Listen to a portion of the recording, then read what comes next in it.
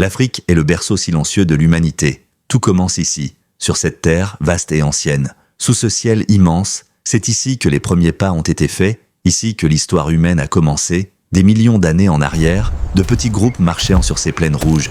Ils suivirent les rivières, ils cherchèrent de la nourriture, ils observaient les animaux, leur vie était simple. Mais leur présence allait changer le monde pour toujours. Le Sahara n'a pas toujours été un désert, il était vert, il y avait des lacs, des arbres, des animaux, des hommes gravaient des dessins sur la pierre. Ces images existent encore, elles sont la preuve d'un monde disparu. Dans la vallée du Rift, la terre s'ouvre profondément. Des falaises immenses dominent l'horizon. C'est ici que des os très anciens ont été découverts. Des traces de pas figées dans la roche, elles montrent d'où nous venons.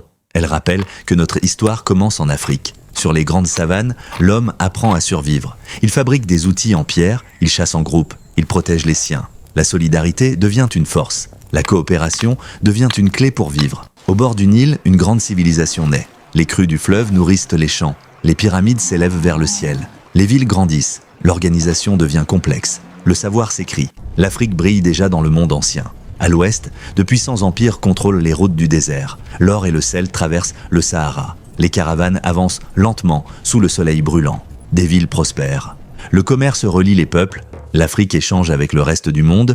Au cœur des forêts denses, d'autres royaumes vivent à l'abri des regards. Les traditions sont fortes, la nature est respectée. Les tambours portent les messages. La mémoire se transmet par la parole. La culture reste vivante. Plus au sud, de grandes villes de pierre apparaissent. Des murs solides sont construits sans mortier. Ces structures montrent un savoir précis, elles prouvent que l'organisation et la richesse existaient ici aussi. L'Afrique bâtit et crée, puis des navires arrivent sur les côtes, ils apportent le commerce, mais aussi la douleur. Des millions de personnes sont arrachées à leur terre. Cette période laisse une blessure profonde, une cicatrice qui traverse les siècles. Au XIXe siècle, des puissances étrangères tracent des frontières sur une carte. Elles décident du sort de millions de personnes, les ressources sont exploitées. Les peuples perdent le contrôle de leurs terres. L'Afrique est divisée, mais l'esprit ne meurt pas. Des voix s'élèvent. Des leaders parlent de liberté.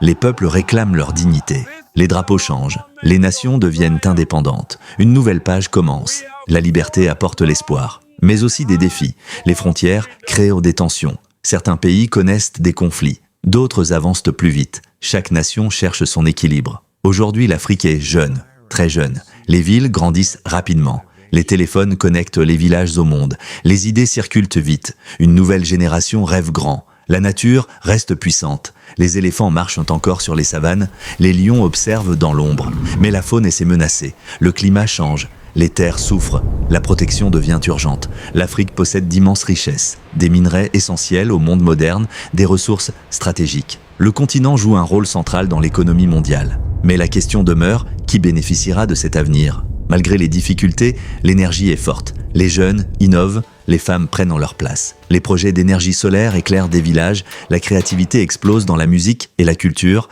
L'Afrique n'est pas une seule histoire. Elle est multiple, elle est diverse. Plus de 1000 langues vivent sur ce continent. Chaque région porte une identité unique. Chaque peuple garde sa mémoire. Le regard du monde change lentement. L'Afrique n'est pas seulement un lieu de crise. Elle est un espace d'innovation. Un espace d'espoir, un espace de transformation rapide. Depuis les premiers pas dans la poussière rouge jusqu'aux grandes villes modernes, l'Afrique traverse le temps avec force, elle tombe, elle se relève, elle avance encore, et dans le silence du désert, dans le bruit des marchés, dans le vent qui traverse la savane, une vérité demeure. L'Afrique n'est pas seulement l'origine de l'humanité, elle est aussi une promesse pour son avenir.